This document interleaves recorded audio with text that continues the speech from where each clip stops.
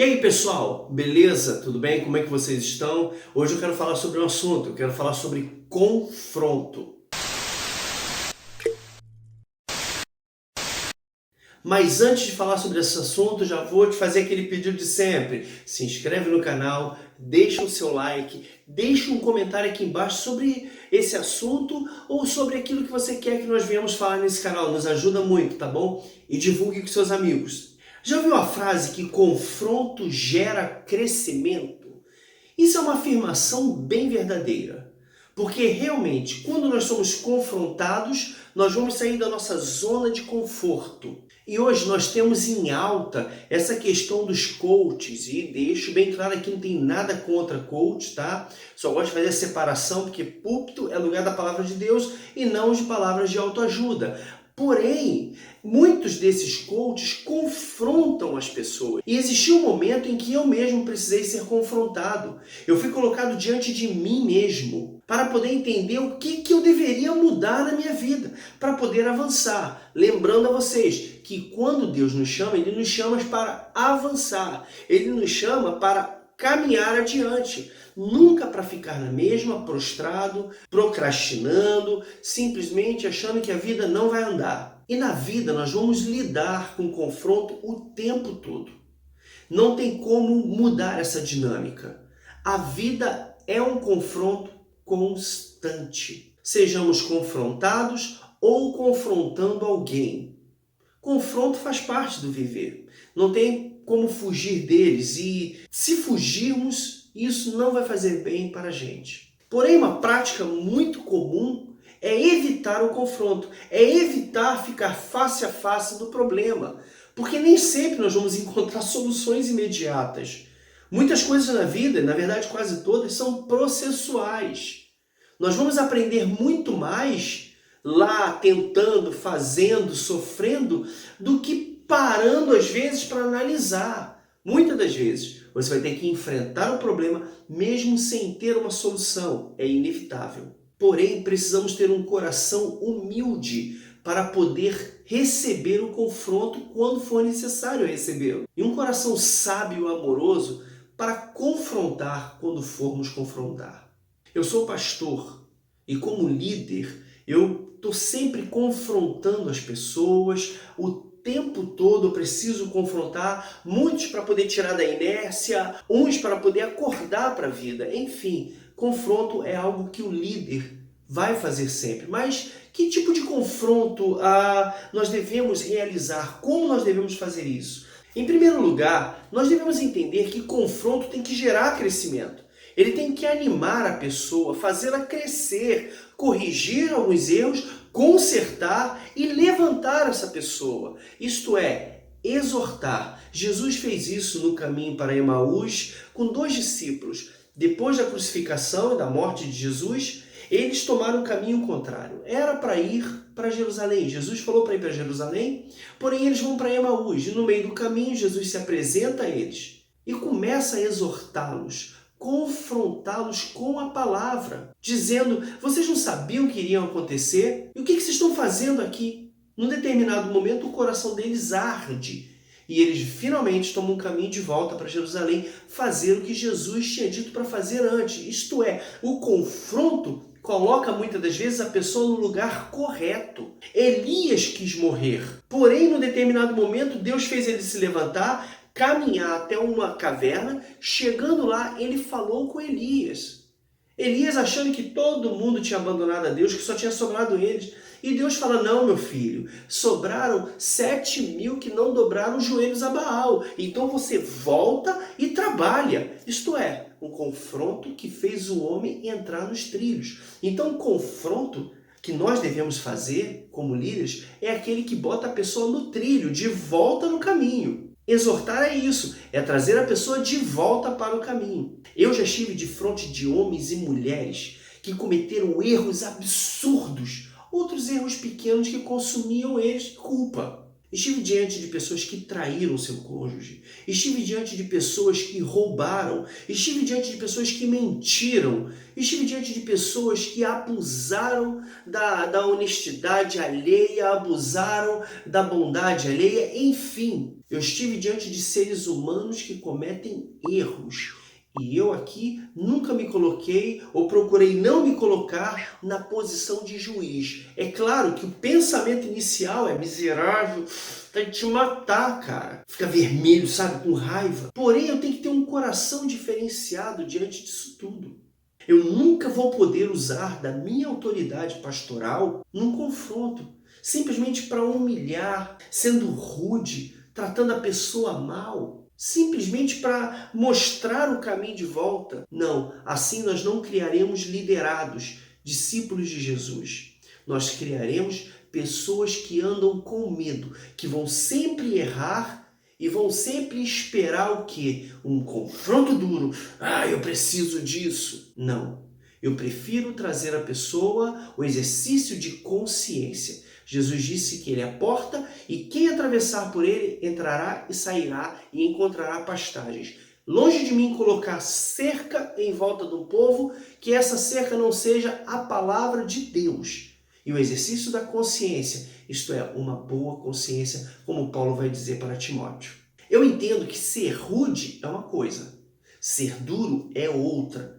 Muitas das vezes precisamos ser duros, sim. Eu conheço o fato de um senhor de idade que ficou viúvo e conheceu uma pessoa na igreja, decidiu casar com a pessoa. Ele foi contra a família, ninguém quis esse casamento e, enfim, ele decidiu ir. Afinal de contas, ele estava livre, a esposa tinha falecido, o casamento dele foi um casamento bom e bonito durante 40 anos, agora ele só não queria viver mais sozinho. Então ele se casa, porém, depois de um período curto, ele percebeu que não deu certo e que era momento de viver sozinho. É claro, ele cometeu um erro. E quando ele foi conversar com o pastor, muito mais novo do que ele, olhou para ele e disse: "Você é um moleque." Gente, eu fico pensando nesse momento, quando um homem mais novo vai olhar para o mais velho e vai dizer que ele é um moleque. Tá, ele pode ter cometido um erro, ele não deveria ter se casado e não ter prometido viver a vida com uma mulher e depois ter se separado. Esse não é o papel cristão. Porém, nunca deveremos ser rudes dessa maneira. Eu aprendi com pais que não eram cristãos evangélicos a nunca desrespeitar uma pessoa mais velha.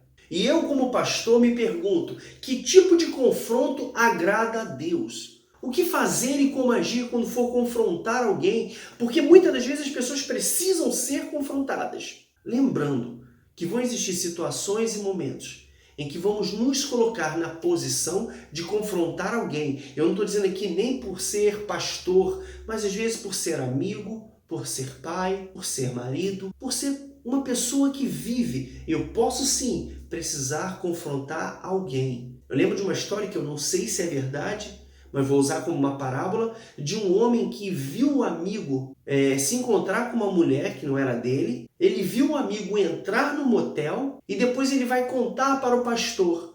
O pastor chora na frente dele quando ele termina a história. Aí o homem falou: "Também estou triste, pastor." E o pastor responde: "Eu não estou triste por causa dele, não, mano. Eu estou triste por causa de você. Você estava lá, você viu, você poderia ter ido lá e ter confrontado o teu irmão. Não é se meter na vida alheia, mas é não permitir que o irmão venha pecar. Esse é o confronto real. A Bíblia vai dizer que toda profecia, ela é para edificar, consolar e exortar. Que nós sejamos canal de Deus para trazer pessoas de volta para o caminho. Seja pela palavra pregada, seja pela profecia, pela revelação e seja também, querido, pelo confronto. Uma atitude rude não condiz com o comportamento que o cristão deve ter. Jesus vai dar um novo mandamento, ele vai dizer que assim como vos amei, isto é, o amor ágape, incondicional, amem uns aos outros. Somente assim nós seremos reconhecidos como os filhos de Deus. É amar e honrar. De forma humilde, com paciência, com mansidão. Como a Bíblia vai dizer, suportando uns aos outros em amor. Um amor tão profundo que chega a cobrir pecados. Isto é, um amor que perdoa.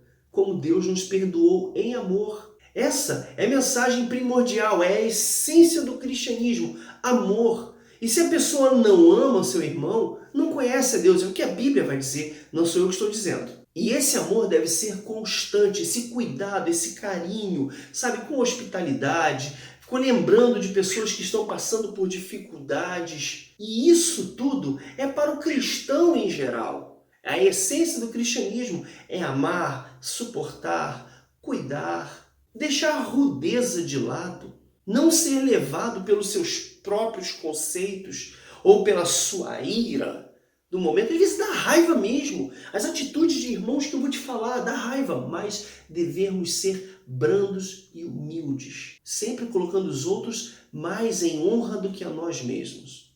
Porém, para o pastor, o recado é mais direto. O papo é reto, meu irmão. Espero que tenha pastor assistindo aqui, tá bom? Esse papo é para você. E se você não é pastor, mostra pro teu pastor lá. Mostra esse vídeo para ele. Se ele ficar chateado, manda me procurar. Enfim, Pedro vai dizer na sua carta, no capítulo 5, versículo 2 ao 4, assim: pastoreiem o rebanho de Deus que está aos seus cuidados. O rebanho é de quem? É de Deus. Ele deu essa responsabilidade para você. Mas não faça isso por obrigação, mas de livre vontade, porque é dessa maneira que Deus quer. Ai, que coisa horrível, tem que aguentar esse povo. Não. De livre vontade. Tem que querer. Tem que ser um desejo do coração do pastor. E muito menos por ganância. Sabe? Só com o desejo de servir, não esperando receber algo em troca. Jesus cuida dos seus. Ele não vai deixar faltar nada para você, pastor. Não faça isso por ganância. Ele diz mais, não sendo dominadores.